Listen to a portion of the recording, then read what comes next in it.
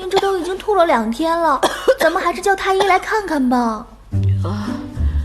不用看了，那一夜，齐生已经给我幼小的心、肝、脾、肺造成了不可磨灭的伤害，这对我来说简直就是奇耻大辱，就是剧毒。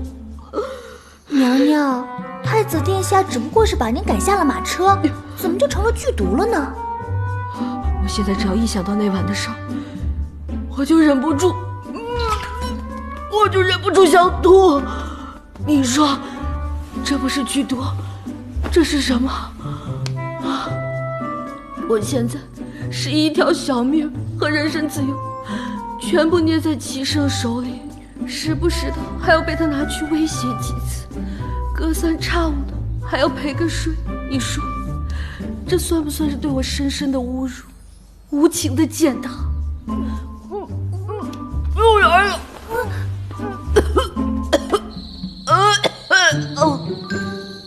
娘娘，娘娘，皇上要在皇宫里举行蹴鞠大赛，时间定在3天以后，要求皇宫上下所有的王爷及其女眷一同参加。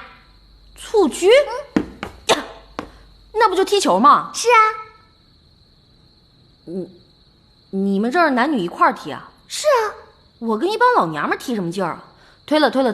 哎，你就跟送请柬的人说一声，说我身体不舒服，不踢了啊。可是娘娘，请柬上说了，各宫女眷无论身份高低，均不得以身体欠安为借口缺席比赛。